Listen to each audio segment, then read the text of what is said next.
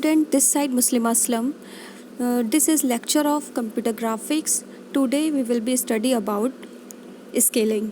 Transformation में आपने previous lecture में क्या देखा था? ट्रांसलेशन देखा था, रोटेशन देखा था. जो थर्ड पॉइंट है आपका वो है स्केलिंग. ठीक है, ट्रांसलेशन में आपका क्या होता था कि कोई भी ऑब्जेक्ट आपका मूव कर जाता था दूसरी जगह, तो वहाँ से आप डिस्टेंस मैटर करते थे.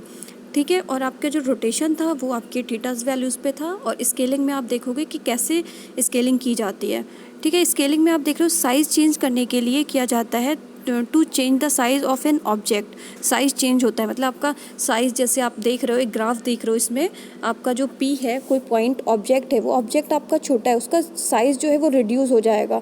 ठीक है, उसको आप बड़ा भी कर सकते हो, छोटा भी कर सकते हो. तो देखिए, मैंने जो पी है आपका पॉइंट अभी छोटा था, ऑब्जेक्ट जो है वो आपका स्मॉल साइज़ में, उसको आपने साइज़ को इसको देखिए चेंज कर दिया है, उसका साइज़ जो आपने बड़ा कर दिया है वो पी डैश मैंने ले लिया.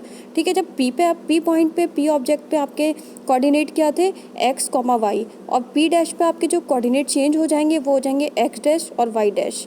ठीक है, तो इसका जो है आपका जो एक्स डायरेक्शन में आपका जो स्केलिंग फैक्टर है वो देखेंगे, और आप वाई डायरेक्शन में स्केलिंग फैक्टर देखेंगे. तो एस एक्स आपका स्केलिंग फैक्टर है इन एक्स डायरेक्शन, और एस वाई स्केलिंग फैक्टर है इन वाई डायरेक्शन. तो देखिए, इसके लिए जो फार्मूला है वो है नए कोऑर्डिनेट जो न्यू कोऑर्डिनेट आपको फाइंड करने हैं वो है एक्स डैश और वाई डैश. तो एक्स डैश के लिए मैंने सबसे पहले क्या ले रखा है? देखिए, एक्स डैश के लिए मैंने ले रखा है एक्स डॉट एस एक्स.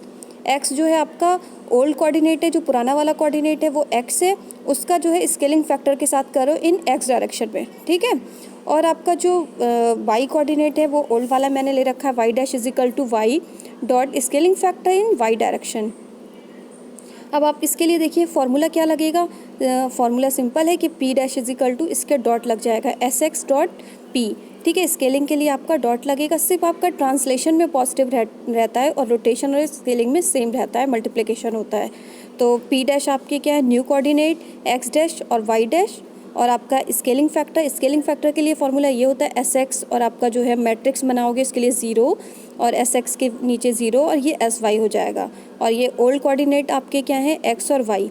तो इससे आप इस कोऑर्डिनेट से आप इसको मल्टीप्लिकेशन कर दोगे तो आपको जो फाइनल रिजल्ट मिलेगा वो मिलेगा एक्स डॉट एस एक्स और वाई डॉट एस वाई.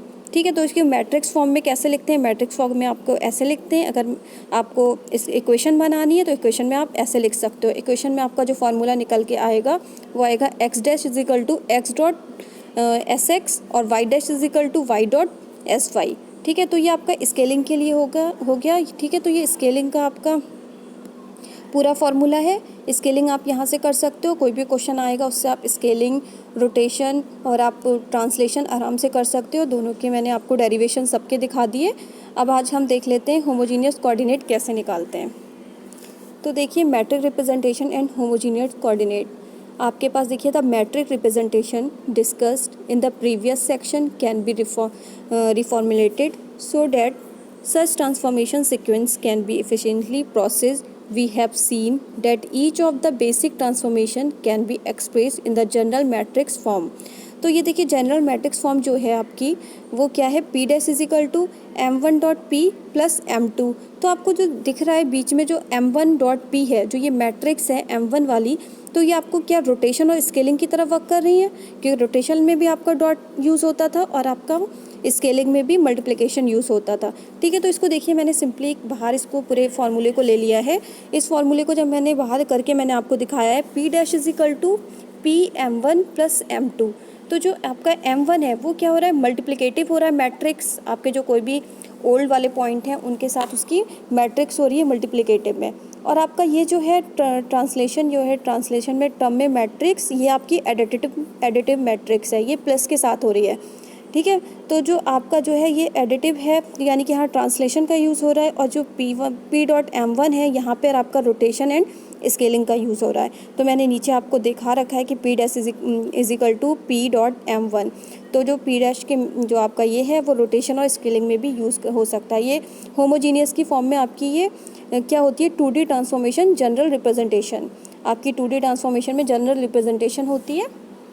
इसकी ये थ्योरी है with coordinate position P and P dash. आपके जो कोऑर्डिनेट पोजीशन होते हैं वो आपके जो ऑब्जेक्ट के पोजीशन होते हैं वो पी और पी डैश से हम रिप्रेजेंट करते हैं as column vector matrix is a 2x2, 2x2 की हम मैट्रिक्स बनाते हैं। एरे जब 2D है तो 2x2 की बनेगी, containing multiplicative factors, and M2 is a 2 element column matrix containing translation. जो M2 है वो आपका ट्रांसलेशन टर्म्स में है, ठीक है।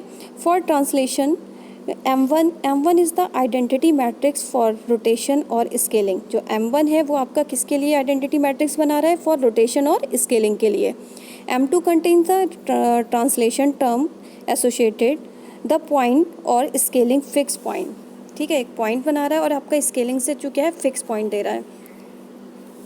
टू एक्सप्रेस एनी टू आपके कौन से हैं? Dimensional transformation as a matrix multiplication भी रिप्रेजेंट ईच आपके कार्टीजन प्रोडक्ट कौन से होते हैं? कार्टीजन प्रोडक्ट मल्टीप्लिकेशन वाले, ठीक है।